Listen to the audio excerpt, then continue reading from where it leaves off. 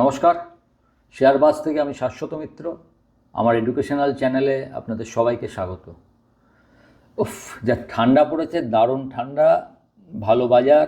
যদিও আজকে শেষের দিকে একটু প্রফিট বুকিং হয়েছে, 100 পয়েন্টের কাছাকাছি নিচে বন্ধ হয়েছে মার্কেট। তবে এই প্রফিট বুকিংটা স্বাভাবিক ছিল। আপনারা যারা আমার টেলিগ্রাম চ্যানেলের সঙ্গে যুক্ত আছেন তারা জানেন, সকালবেলায় লিখেছিলাম এত বেশি পুট কল রেশিও পিসিআরে একটা প্রফিট বুকিং ওপর থেকে যে কোনো সময় আসতে পারে। সেটা স্বাভাবিক মার্কেটে, এবং সেটা মার্কেটকে আরও ঠিকঠাক করে দেবে। সম্ভবত একটু এফআই বিক্রিও আজকে দেখবেন, মানে হঠাৎ করে প্রফিট বুকিংয়ের যে স্টাইলটা, তাতে হয়তো এফআইদের একটু সেলিংও আপনি দেখতে পারেন। আপাতত খারাপ কিছু নেই, যদি না হঠাৎ কোনো খবর আসে। কি খবর হতে পারে সেগুলো নিয়ে একটা আলোচনা আমরা করব। প্রথম কথা হচ্ছে, শুক্রবারে আমরা খুব পজিটিভ মুড নিয়ে গেছিলাম, আপনি জানেন, আমিও বলেছিলাম। সোমবার সকালে যতটা হয়তো পজিটিভ ভেবেছিলেন অতটা পজিটিভ খোলেনি মার্কেট। তার কারণ হচ্ছে অনেক কিছু ঘটনা ঘটে গেছে এই শনি রোববার। ভেনেজুয়েলা একটা দেশ, তার প্রেসিডেন্টকে প্রায় ওপর থেকে সৈন্য পাঠিয়ে 45 মিনিটের অপারেশনে তুলে নিয়ে আসা হয়েছে। চিন্তা করুন, একটা দেশের প্রেসিডেন্টকে। তো আমেরিকা সেটা করেছে। এখন আমেরিকা বলছে এটা ঠিক কাজ করেছি, ভেনেজুয়েলার প্রেসিডেন্ট এই খারাপ কাজ করছিলেন, তার জন্য তুলে এনেছি। এখন নিন্দুকেরা অনেক কথা বলছে, কেউ বলছে ওদের অয়েল রিজার্ভ পৃথিবীর মধ্যে সব থেকে বেশি, প্রায় অয়েল রিজার্ভ প্রায় 310 না কত দেখলাম, 310 বিলিয়ন ব্যারেল, যা সৌদি আরবের থেকেও বেশি, বুঝতে পারছেন। কিন্তু ওদের অয়েল তোলার পরিকাঠামো নেই। পরিকাঠামো সেই 50 বছর আগেকার, নতুন করে পরিকাঠামো খাতে কোনো খরচা ওখানকার সরকার করেনি। এবং অয়েলটা একটু বলছে মানে একটু বেশি ভারী ক্রুড, মানে হচ্ছে ওটাকে আপনার শোধন করতে একটু বেশি খরচা হতে পারে। তো সেই সব, কিন্তু অয়েল আছে, সবচেয়ে হায়েস্ট অয়েল রিজার্ভ। শুধু তাই নয়, আরেকটা জিনিসও অনেকের হয়তো চোখ এড়িয়ে গেছে, ওদের একটা ভালো গোল্ড রিজার্ভও আছে। সেটাও প্রায় 100 কত টন কি একটা দেখলাম, মানে বেশ ভালো, তার মূল্যটাও খুব একটা কম নয়। এখন হয়তো যাকে বসিয়েছেন, যিনি এখন ভাইস প্রেসিডেন্ট ছিলেন, তাকেই ট্রাম্প প্রেসিডেন্ট করেছেন, কিন্তু সঙ্গে সঙ্গে বলে দিয়েছেন যদি উনি বেশি এদিক ওদিক করেন তাহলে এর হাল নাকি এই মাদুরোয়ের থেকেও খারাপ হবে। এখন এই যে করলেন, আমেরিকা যে এটা করলো, এর আমেরিকা সুপ্রিমেসি দেখালো যে আমার কাছে পাওয়ার আছে, সব কিছু আছে। আবার ভাবছে যে ওদের দেশের আমি ভালো করলাম, কারণ বলছে যে ওদের অয়েল রিজার্ভগুলো এতদিন ধরে কোনো ডেভেলপমেন্ট হয়নি, এখন আমেরিকার অয়েল কোম্পানিগুলো ঢুকে ওগুলোকে ডেভেলপমেন্ট করবে। নিন্দুকেরা বলছে না, আমেরিকা হয়তো ওদের তেলটা নেবে। এরম নানা রকম কথাবার্তা চারদিকে চলছে। আমরা একটু অন্য সাইডটা চিন্তা করে নিই, তারপরে মার্কেটে ঢুকবো। আপনি একটা নির্বাচিত সরকার আছে একটা দেশে, সেই দেশে গিয়ে আপনি তার প্রেসিডেন্টকে তুলে আনলেন, খুব ভালো কথা, আপনি সুপারম্যান দাদা। আপনাদের পাড়ার দাদা কেউ একটা এটা করলো। তা পাড়ার যেরকম দাদা আছে, আবার ছোট দাদাও কেউ আছে যে বড় দাদাকে স্বীকার করে না। সেরকম ছোট দাদা হচ্ছে চীন, সে বড় দাদাকে স্বীকার করে না। এবার চীন যদি এখন গিয়ে, চীনের সঙ্গে ধরুন তিব্বত নিয়ে ঝামেলা চলছে, তাইওয়ান নিয়ে ঝামেলা চলছে, চীনের সঙ্গে আরও অনেক জায়গার, ভারতের ধরুন ছোট করে চীন সবসময় বলে যে অরুণাচল প্রদেশটা নাকি ওদেরই, এরকম নানা রকম ঝামেলা চলছে চীনের। এখন চীন চুট করে গিয়ে যদি আপনার অলরেডি তো তিব্বত ওরা নিয়েই বসে আছে, এখন যদি তাইওয়ানটা অনেক দিন ধরে ওরা বলছে এটা আমাদের, এর বেশি কিছু করলে আমরা করব, এখন চট করে গিয়ে যদি তাইওয়ানের প্রেসিডেন্টকে তুলে নিয়ে চলে আসে, তখন আপনি কি বলবেন? আপনার কি বলার মুখ থাকবে? আপনি কিছু বলতে গেলেই তো বলবে ভাই তুমি তো নিজে করেছো, তুমি করলে ঠিক, আমি করলে ভুল, এটা তো হতে পারে না। কালকে রাশিয়া ওটা করেছে আপনার ইউক্রেনের সঙ্গে। রাশিয়া যদি মনে করে, রাশিয়ারও ক্ষমতা আছে, রাশিয়া মনে যদি করে, রাশিয়াও যদি এখন গিয়ে জেলেনস্কিকে তুলে নিয়ে চলে আসে, যদি ক্ষমতা থাকে, তাহলে আপনি তার উত্তরে কি বলবেন? এখন এই হচ্ছে প্রবলেম। যখনই জিওপলিটিক্যালে কেউ একটা, মানে সবাই তো সুপ্রিমেসি মানে না, যাদের ক্ষমতা নেই তারা মেনে নেবে, হ্যাঁ মিডল ইস্ট মেনে নিচ্ছে, কিছু বলছে না যে না ঠিক আছে আমেরিকা করেছে মানে ভালোই হবে হয়তো। আমেরিকার সঙ্গী যারা আছে তারাও মানছে। আবার আরেকটা খবরও হয়তো আপনারা দেখেছেন, গ্রিনল্যান্ড বলে একটা জায়গা আছে আমেরিকার আশেপাশেই, যে জায়গাটা আমেরিকারই সহযোগী দেশ ডেনমার্কের দখলে। তো এবার একজন আমেরিকার একজন কোন পদে আছেন আমার মনে নেই, তিনি বলেছেন গ্রিনল্যান্ডও আমাদের আমেরিকার পতাকা উড়বে। তো সেটাই সঙ্গে সঙ্গে ডেনমার্কের প্রেসিডেন্ট বলেছেন যে এরকম একটা মন্তব্য করছে যেখানে আমরা আমেরিকার সহযোগী দেশ, আপনি একটা দেশকে আমাদের থেকে নিয়ে নেবেন, গ্রিনল্যান্ডকে আমেরিকার পতাকা তুলে দেবেন। এবং জানি না এইসব ঘটনা ঘটছে। আপনার ক্ষমতা থাকলে, টাকা থাকলে পৃথিবীতে সব কিছুই হয়। আমেরিকার ক্ষমতা আছে, করছে, কিন্তু এর এফেক্টটা কীরমভাবে হবে সেটা জানা নেই। এখন এই যে করলো, এটাকে প্রথমেই দেখবেন চীন এবং রাশিয়া দৃঢ়ভাবে এর এগেনস্টে বলেছে। এখন বলা অবধি যদি থেকে যায় তাহলে মার্কেটে কিছু এফেক্ট হবে না। এবং বলার এগেনস্টে যদি ওরাও কিছু করে বসে তখন কিন্তু মার্কেট এফেক্ট করবেই। যতক্ষণ বলার অবধি আছে, দুটো বক্তৃতা দিল, দুটো কথা বলল, একে ইয়ে করলো, ওই অবধি থেকে গেলে কোনো অসুবিধা নেই। এর বাইরে গেলে মুশকিল।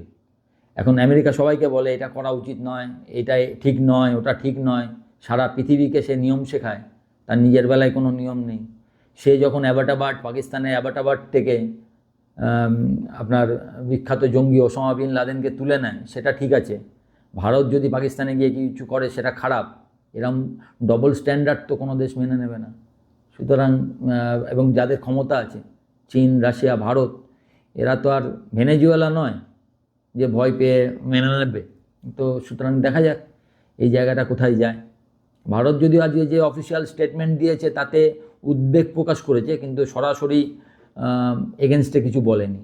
তো এই ব্যাপারটা বেশি হবে।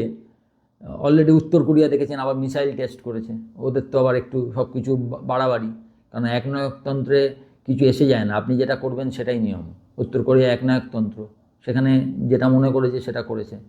সুতরাং একটা ঘেটে যাওয়া জিও পলিটিক্সটা অনেকটা পাল্টে যাওয়া। এখন ব্যাপার হচ্ছে আজকেই যে তার কেউ কিছু বলে দেবে তা তো নয়, দুদিন পরে বলতে পারে। কে কি বলবে তার উপর অনেক কিছু নির্ভর করবে। ওয়েট করুন, দেখুন কি ধরনের প্রতিক্রিয়া আসছে, তারপরে পরবর্তীকালের মার্কেটটা অনেকটা নির্ভর করবে।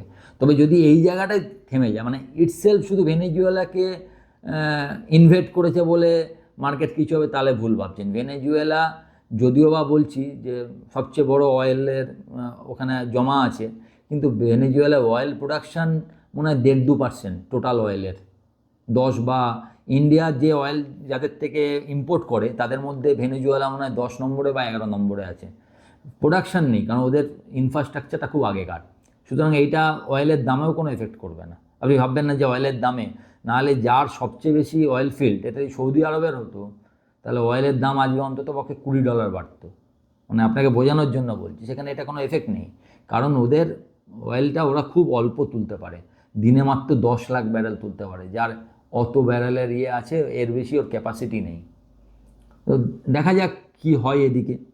এদিকে সকালবেলা ট্রাম্প একটা সাংবাদিক সম্মেলন করছিলেন এই ব্যাপারে, সেই ব্যাপারে হঠাৎ তাকে ইন্ডিয়াকে নিয়ে প্রশ্ন করায় তিনি বলছেন মোদি ভালো লোক, কিন্তু ও জানে যে আমি ওর ওপর খুশি নই, এবং ওর এখন আমাকে একটু মানে আমি যাতে খুশি থাকি সেই ব্যবস্থা করা উচিত। রাশিয়ার সঙ্গে তেলের ব্যাপারটা একটু দেখে নেওয়া উচিত, আর যদি এই ব্যাপারটা আমাদের ভালো না যায় তাহলে আমরা ট্যারিফ আরও বাড়াতে পারি।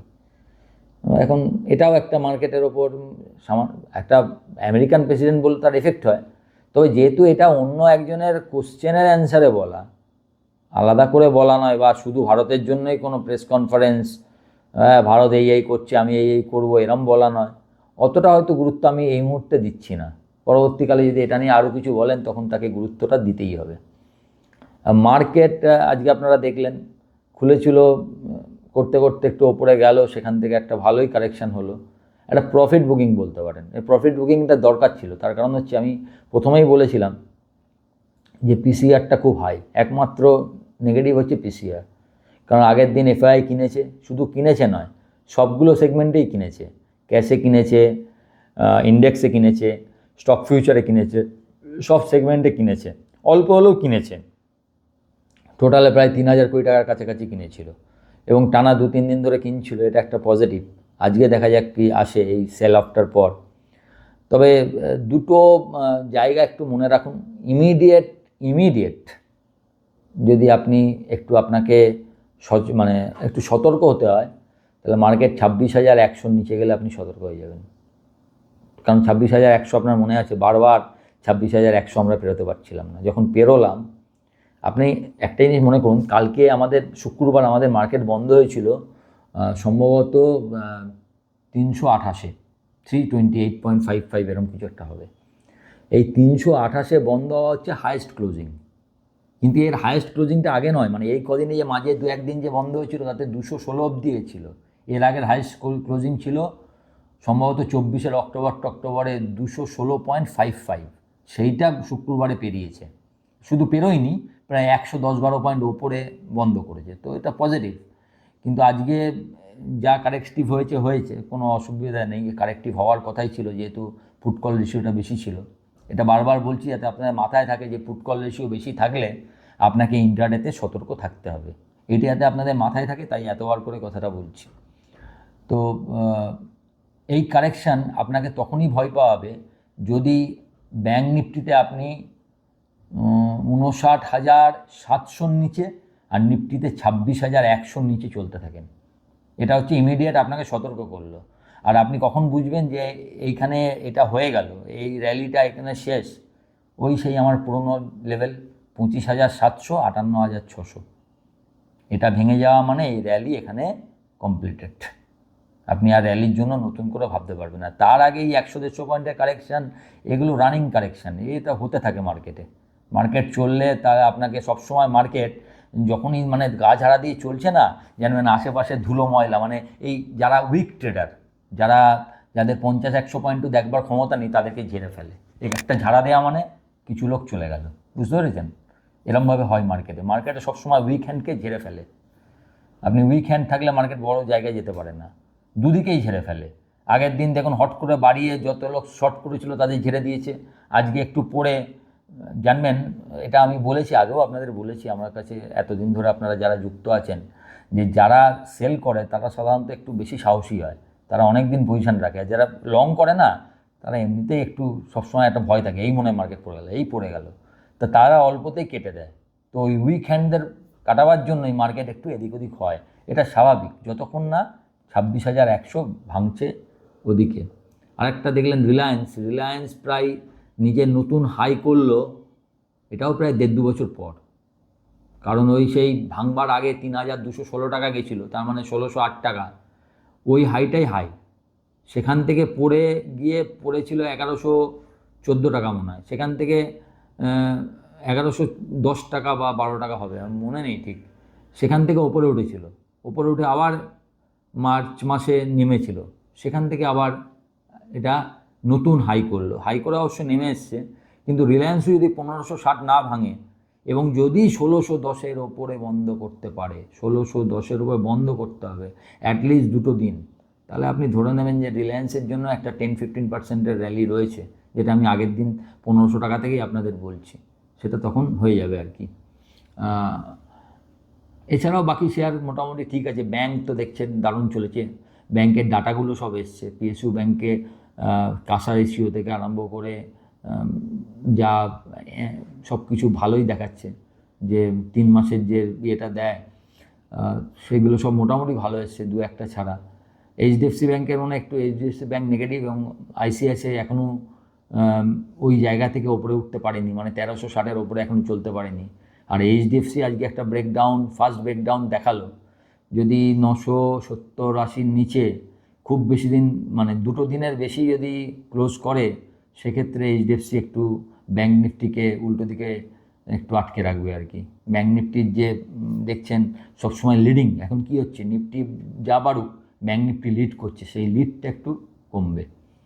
আমার খুব একটা ভয় আজকে লাগেনি, কালকে দেখা যাক। এবং আজকে রাতের দিকে আরও অনেক রকম আপনি আপডেট পাবেন, কে কী বললো, কে কী করলো, কোনো দেশ এর বিরুদ্ধে কিছু করছে কিনা, রেজলিউশন নেবে কিনা, এইসব নানা রকম আপডেট পাবেন। এছাড়াও গোল্ড সিলভার দেখেছেন প্রচণ্ড বেড়েছে এই জিওপলিটিক্যাল অস্থিরতার জন্য, সেটা আবার আগের লেভেলের হাইকে পেরোয় কিনা।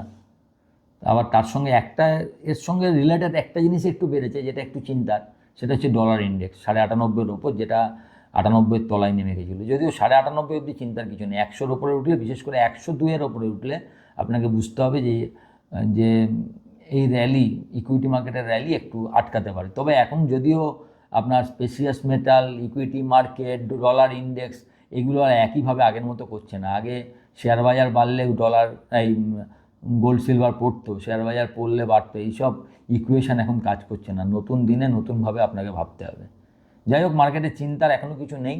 যে দুটো লেভেল বললাম ওই দুটোকে ভালো করে মনে রাখুন, ওর নিচে গেলে সাবধান হয়ে যাবেন। ভালো থাকবেন।